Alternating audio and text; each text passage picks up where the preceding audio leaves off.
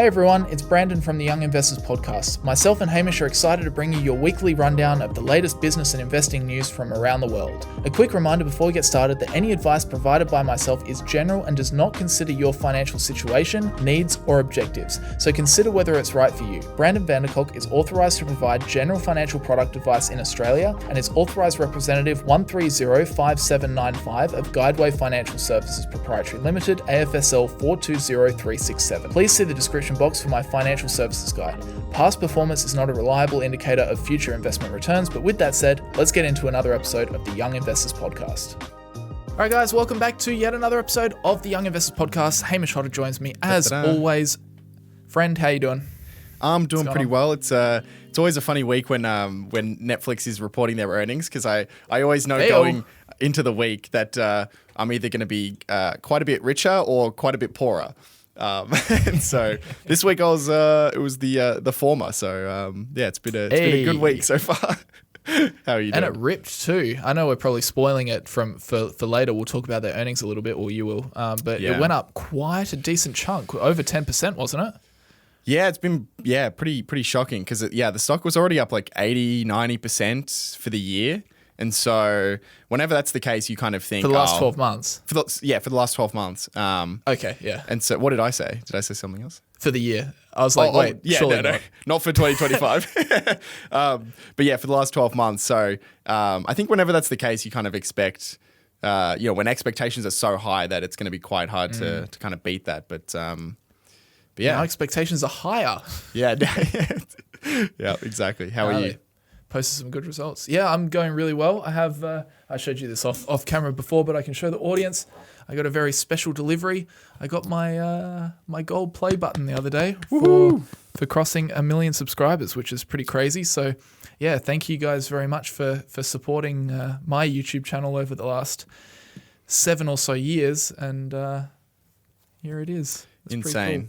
Yeah. Although I was having a little bit of a chat with Hamish already off air about this, and I got my silver one out. It is the exact same. Usually, beforehand, the gold one was a fair bit bigger and a little bit like more professional looking, I would say, like more significant. Yes. I would say. Yeah. And please don't take this as me complaining, because I'm not complaining at all.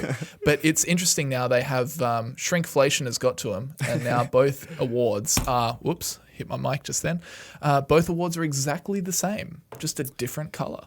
Yeah. There you go. They definitely downgraded the quality, which does make sense, because there are just so many channels now. Like when I passed 100,000 subscribers, I remember looking at, how many channels were there above, 100,000 subscribers, and I think it was something like 300,000. And so there's a lot. And so, it kind of makes sense. It's, as we're kind of saying, they're kind of mass producing these things now. Yeah. It's a flippant production line at this point. Yeah. Exactly. But so that's my exciting news of the week. But we should get into talking about some actual news. Of course, we had the Trump inauguration during the week. So that's brought about some very interesting kind of side event news stories, which we'll both talk about.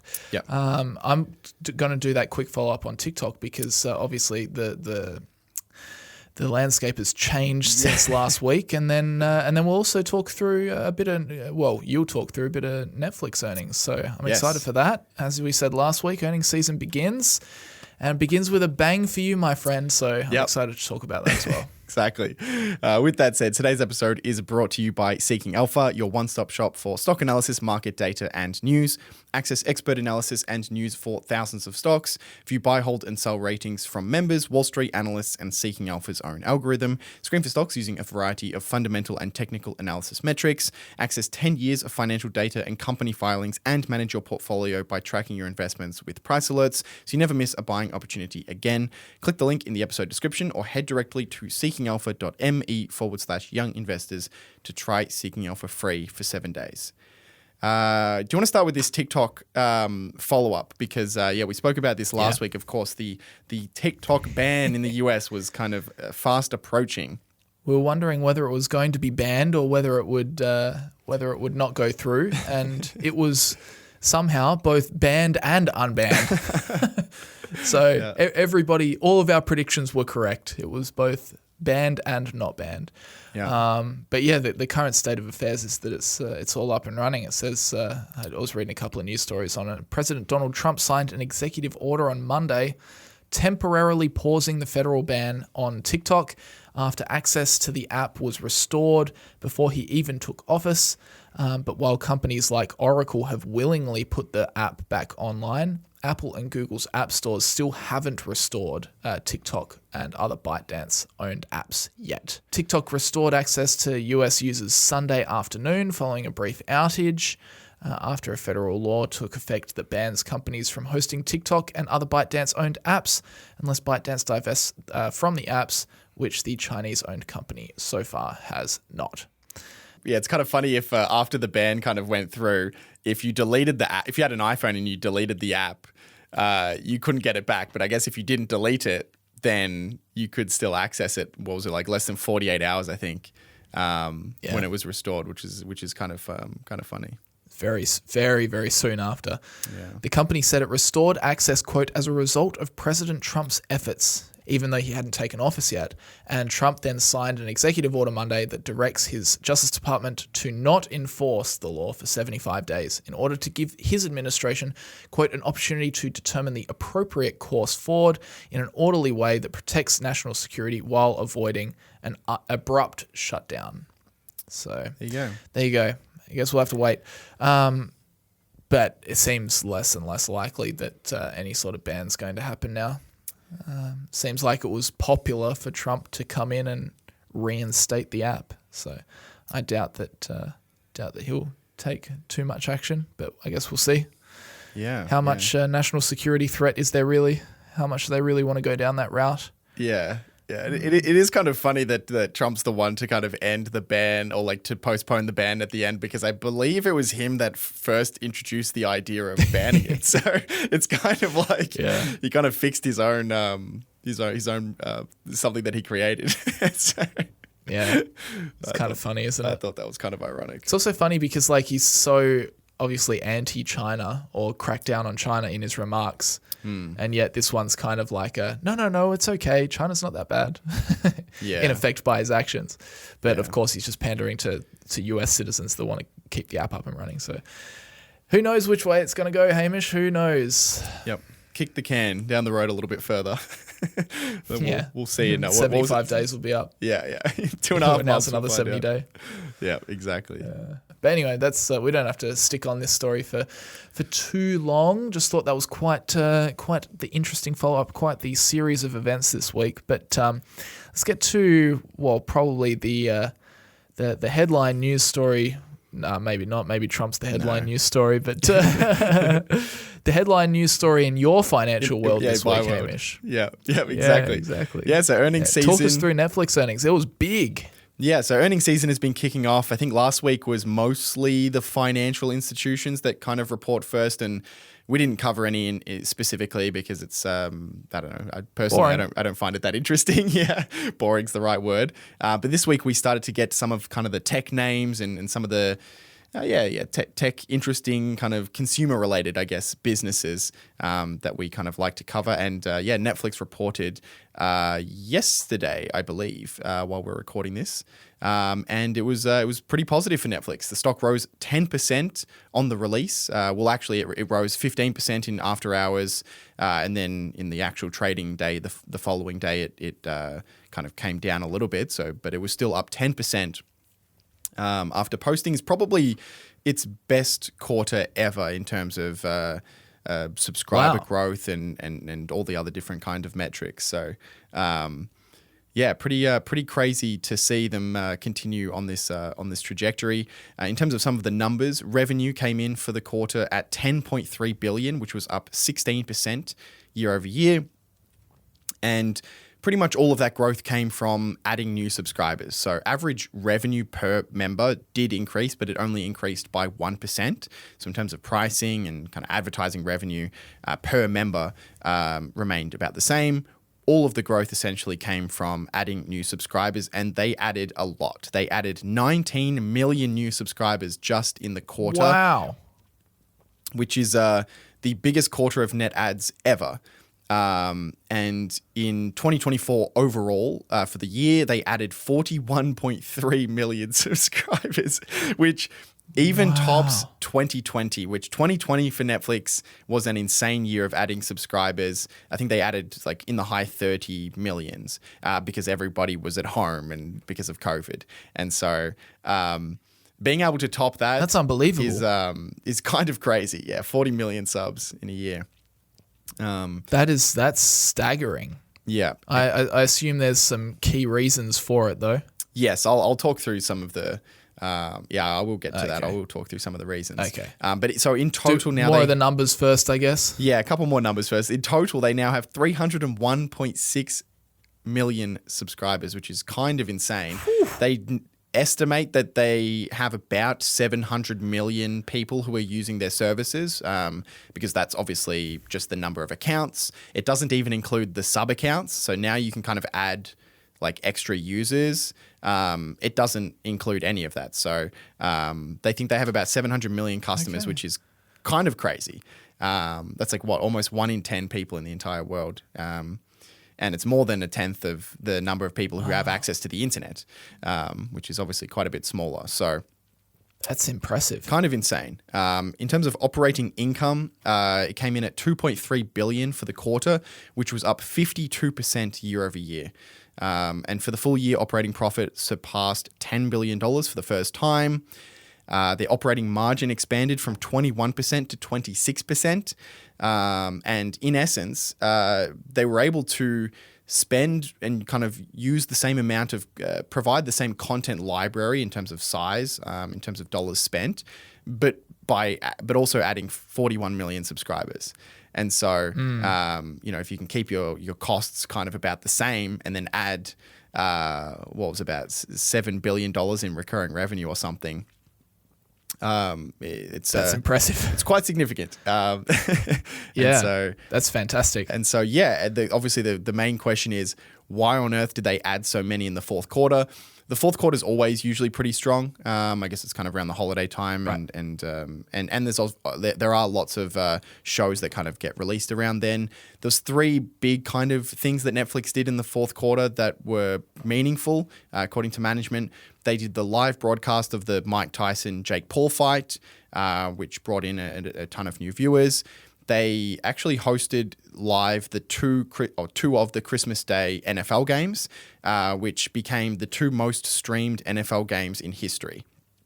So those were obviously big successes. And then the biggest contributing factor would, of course, been the Squid Game Season 2 release, which they conveniently released right over the end of the quarter.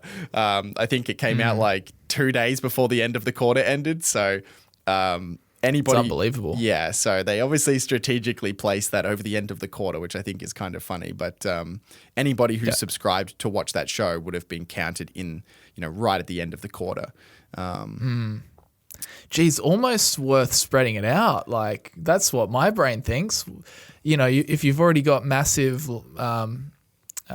subscriptions, maybe with Mike Tyson, Jake Paul, and then you've got the NFL games on Christmas, it's like, oh, why don't we just hold? I guess they're not thinking so much subscribers. I guess they're just thinking about when is the most optimal time to release this content for the most bang for our buck, I guess, and it all just happened to fall in the same quarter. Yeah, like I would doubt that they're kind of the way that I would think about it would be, they know Squid Game's going to come out near the end of the year, and then they decide, okay, let's put it right at the end of the quarter. But it was going to come out in that quarter regardless. It's just a matter of, putting it. I mean, I guess, I don't know. Maybe that's not what they were doing, but it kind of seems like that's exactly what they were doing. I think they probably just have to put it out whenever the most optimal time is that they think for like viewership. I feel like you'd hope that they think about viewership first, being like, when is the best time to put this out to get the most viewers, as opposed to when is it best for the financials or to goose our numbers or whatever. Yeah, exactly. Yeah, that's what you hope for. So a couple of huge shows and live events throughout the quarter definitely contributed. They also announced they'll be raising prices on plans again in the US, Canada, Portugal, and Argentina. In the US specifically, the ad-supported tier will be rising $1 a month to $8 per month. and the premium tier is rising $2 per month to $25 per month. So they're pushing some big price increases in the US. Yeah. And I guess that is something. Yeah, I guess we'll see. It's kind of giving me flashbacks because if you kind of look at Netflix's stock chart, they obviously had this massive kind of 70% crater. And what happened just before that was Squid Game season 1 came out, and then as a result of that, they had the biggest quarter they've ever had in terms of subscriber ads. And then they decided to raise prices, and the next quarter they lost subs.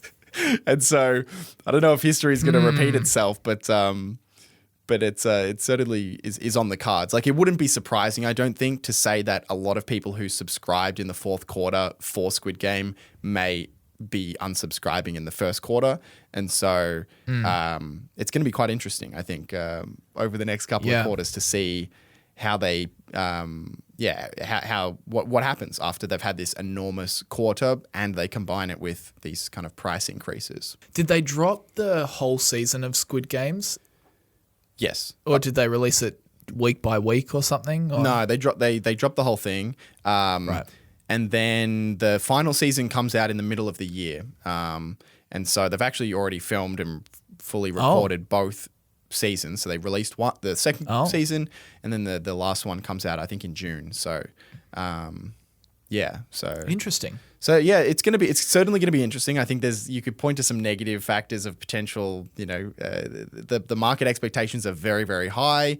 But it also is, in terms of the slate of content they have coming out this year, it is pretty meaningful as well.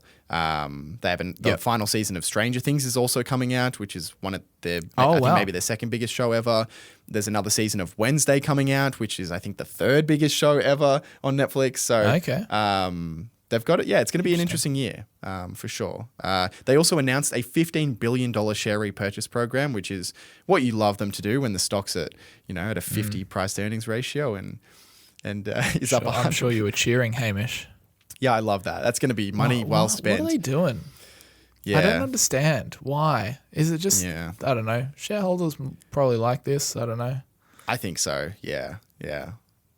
I don't know. Yeah. It's not exactly something I like seeing. Generally you want to see the share repurchase programs be activated when the stock is cheap. Otherwise, the money just isn't well spent. Surely there are other ways that the money can be spent. And, even if it's a dividend, like I would probably, if the stock's really high and I think it's expensive, I don't want them to buy the stock. I want them to give me the cash and I can go buy a different stock. So... just like make another series of a high quality show, or like I don't know. Yeah. Just imagine one $15 billion series. Yeah, why not? That's pretty funny. Yeah. There you go.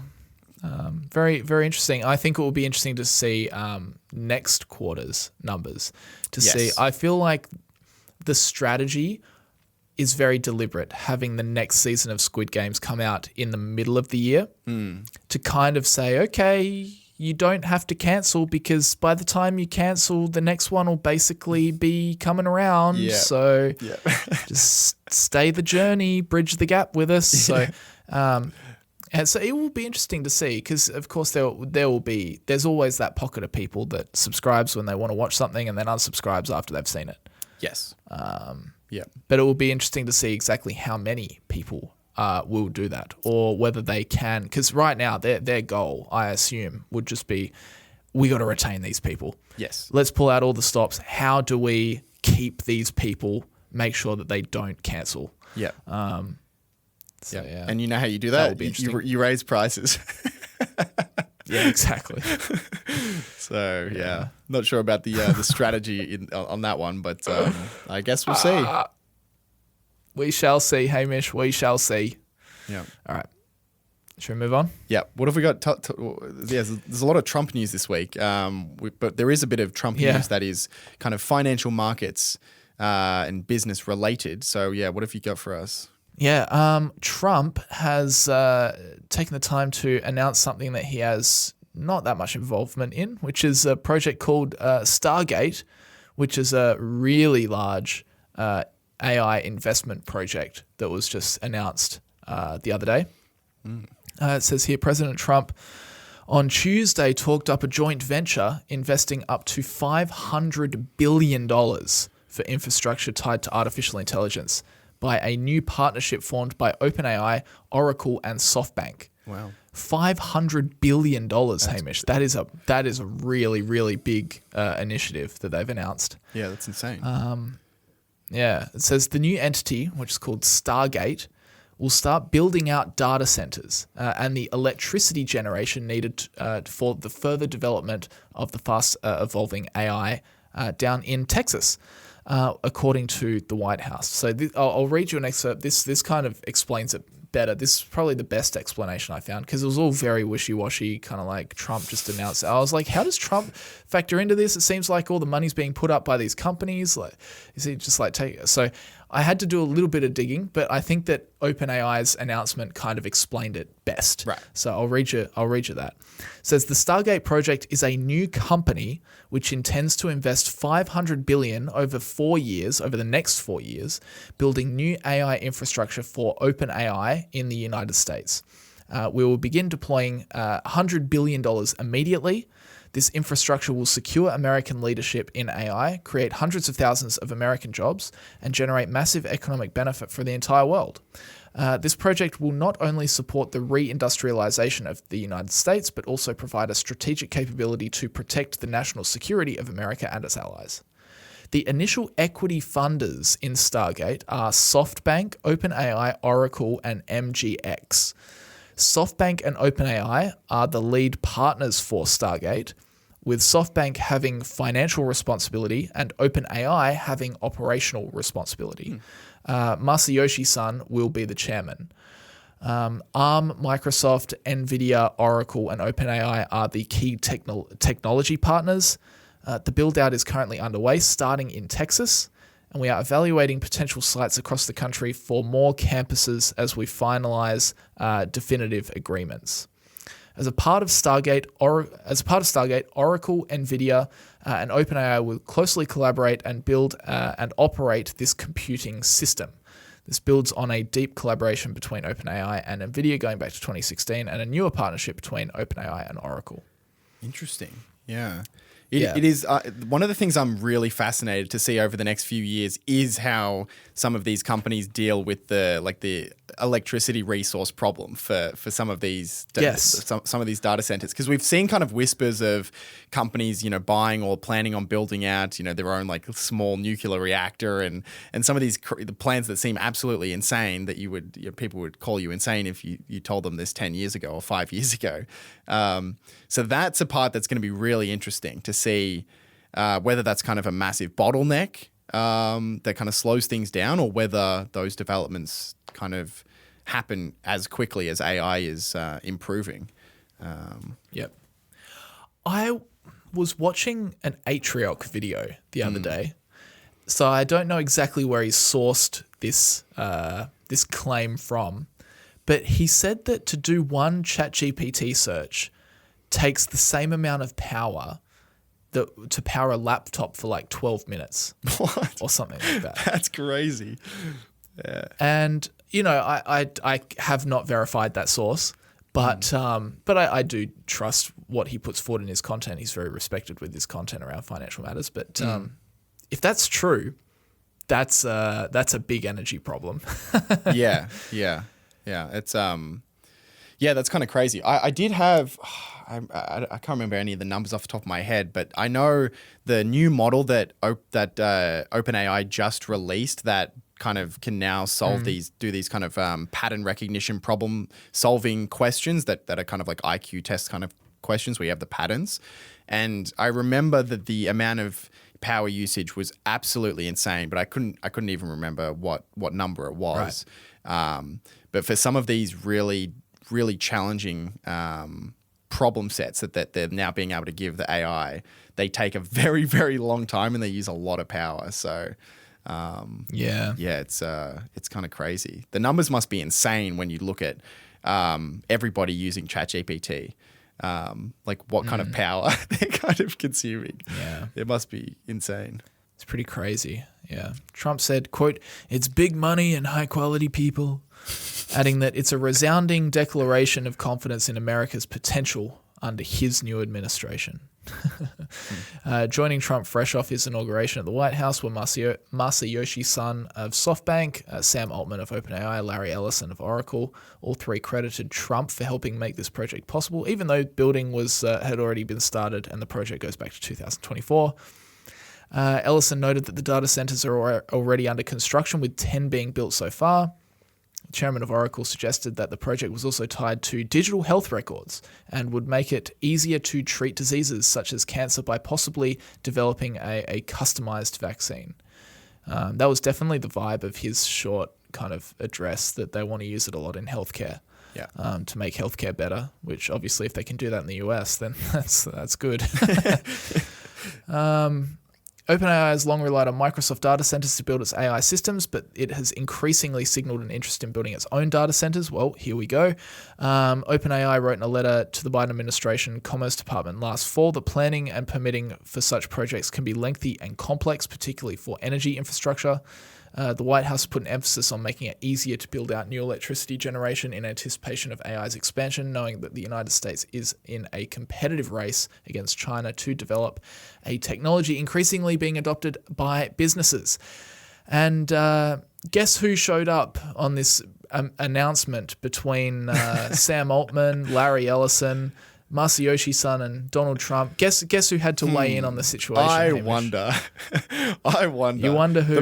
The man who weighs in on everything. Yeah. Of course, after this amazing address and all these guys had their moment in the sun, Elon Musk had to chime in, everybody, saying that he's skeptical of the whole thing, basically. He said Elon Musk claimed overnight Tuesday that tech giants OpenAI, Oracle, and SoftBank don't have enough money to fulfill their high-profile pledge to invest $500 billion in U.S. artificial intelligence infrastructure. He said, quote, "They don't actually have the money," Musk wrote in a response to an OpenAI post on his social media platform X. Quote, "SoftBank has well under $10 billion secured. I have that on good authority," Musk added in a subsequent post. He just has to be in everything, doesn't he? He can't let it go. Yeah. He cannot let others just have their little moment. No. I mean, he's skeptical of a lot of what OpenAI is doing now, ever since he's kind of removed his involvement. So, I don't know. I always take anything he says about OpenAI or Sam Altman with a pinch of salt. Sam Altman clapped back at him, though. Did you see that? No. What did he say? Yeah. He said, I genuinely respect your accomplishments and think you're the most inspiring entrepreneur of our time. But then he also followed up by saying, when Elon said SoftBank has well under $10 billion secured, I have that on good authority. Sam Altman said, "Wrong, as you surely know. Want to come visit the first site already underway? This is great for the country. I realize what is great for the country isn't always what's optimal for your companies, but in your new role, I'll hope you'll mostly put America first." So there you go. Little jabs. Yeah. Jab. Billionaire jabs billionaire. Yeah, exactly. Oh. Oh, I don't know if Sam Altman is a billionaire, actually, is he? Oh, Maybe. Yeah, I'm not sure. Actually, maybe not yet, but once it becomes a for-profit, right? Then he will be. He's going to get that big pay packet or equity packet or something. He's working on it. He's working on it. He's cooking. Let him chef it up. Oh dear. So there you go, Stargate. I mean, that good luck to him. I hope it goes well. It is if $500 billion gets invested in these data centers, that's an enormous investment. That's got to be one of the biggest infrastructure, or at least electronic infrastructure projects. I don't know. There's probably maybe bigger. I'm trying to think what might be bigger, but I don't know. Yeah, it's pretty. But once we get to that scale, my brain kind of just blows up a little bit. Yeah, it's pretty insane. Yeah, the money is certainly pouring into to the whole AI revolution. I don't think there's ever been a time where businesses have overestimated the potential of an industry and poured way too much money into it, and then everything collapsed. I can't think of a single time. No, mate. In the last never happened before. 25 years that's happened. But hey, I guess we'll see. Yeah. But this time's different. never happened, I think that's a. It is different. I think that's I think Warren Buffett said That's that. what I keep telling you, and you just don't listen. This time it is different. Well, speaking of this time's different, there's a new cryptocurrency. Oh, here we go. And look, we don't like cryptocurrency isn't great, but this time is different. This is this time. No, so what I didn't have on my It's the best cryptocurrency. I certainly didn't have Trump launching a meme coin 2 days before his inauguration on my list for the year. On your bingo card. On my bingo card, no. And so yeah, that's what happened. Just days before his return to the White House, President Trump and his wife Melania launched a pair of meme coins. So yeah, I think look, if anyone had any doubt that we're in a simulation at this point, it's Confirmed. It's confirmed. Because that's just an insane article. That's an insane article headline or first line. The president 2 days before inauguration launches an actual scam coin. It actually, I was always like, I wonder why Trump is just so pro Bitcoin or pro crypto, and now it makes sense. It was all a plan. Yeah, he's launched his own. Anyway, did you see Trump's pastor also launched a meme coin? Yeah. What, wait, as in like a religious pastor? Like religious. That's That's not good. That's yeah. And he was like, "Oh, this is an amazing moment. You know, religion. We can put faith in this and blah blah blah. I need you guys to help support me and support God, support this coin." And then like the day after, I think it just got rugged and it was down like 98% or something. But yeah. Not surprising at all. I like this line from the Wall Street Journal.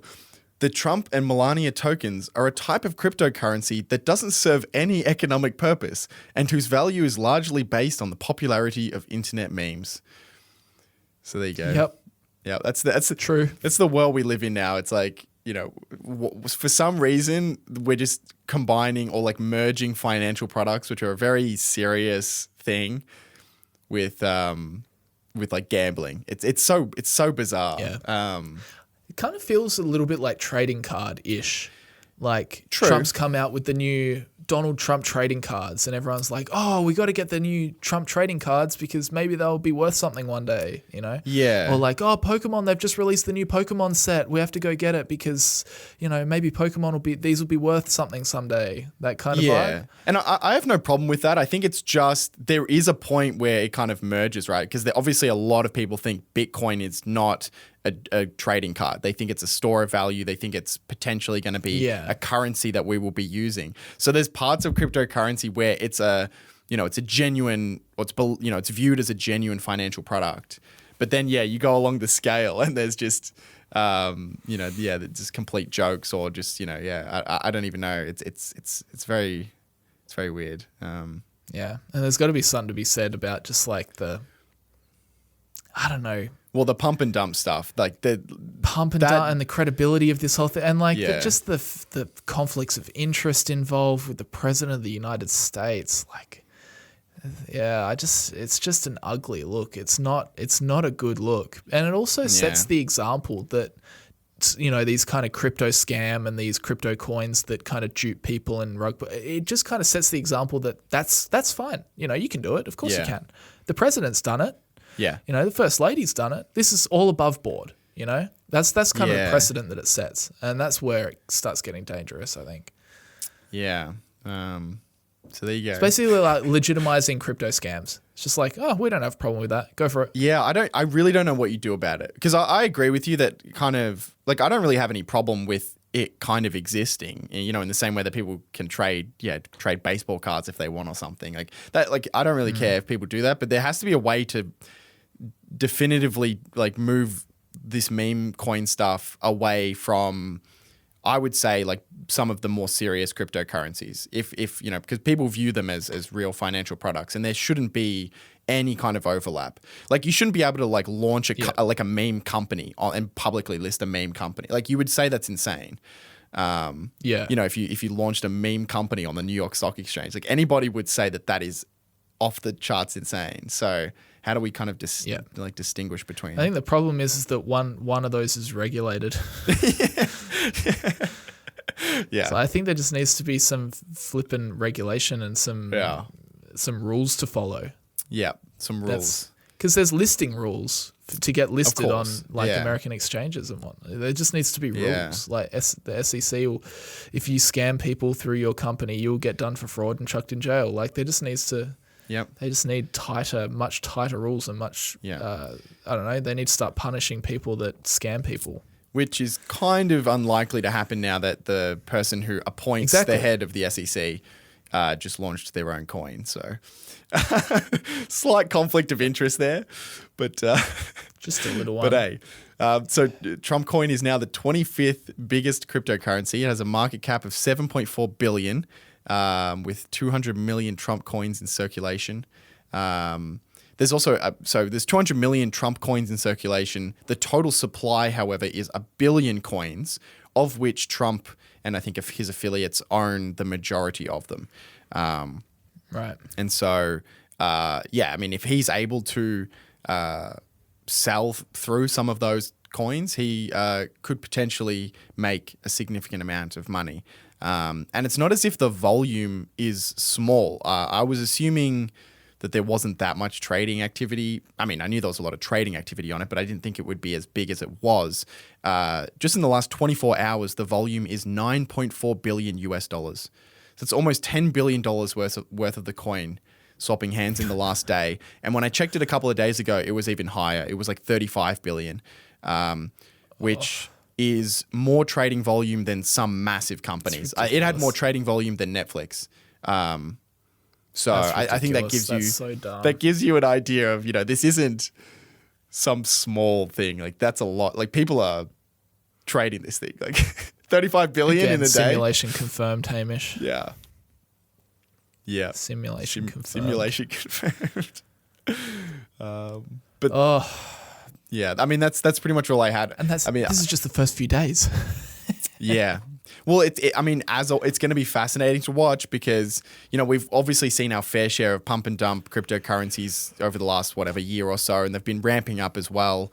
And, a lot of them, they launch and then pretty much immediately the people who created it, who own all of the supply, they just dump it on the market and it just kills the price because they're providing way too much supply and there's no demand, and they just they take as much money off the table as they can. And so it'll be interesting to see if this does that or whether it has a little bit of staying power. I don't think anybody should be thinking about this as a genuine financial product. No. I don't even think it's being really positioned that way, but I guess we'll see what happens. I just think anything with meme in the name, just stay away from. Just don't touch it. Yeah, that would. Except if it's a genuine meme, like a funny meme. Just be satisfied with them and move on. Yeah. But a financial product that's called meme something, don't touch it. Yeah. It's a gamble. Anyway. You want to gamble, you can gamble, but yeah. Yep. There you go, eh? There you go. There you go, Hamish. What a great start to the year. Well, and that's just the first couple of days of the Trump presidency. Who knows? We've got 4 years of this stuff coming at us. Yep. It's off to a great start. Lots to talk about, at least. Yeah. God, our podcast is going to go from strength to strength. Yeah.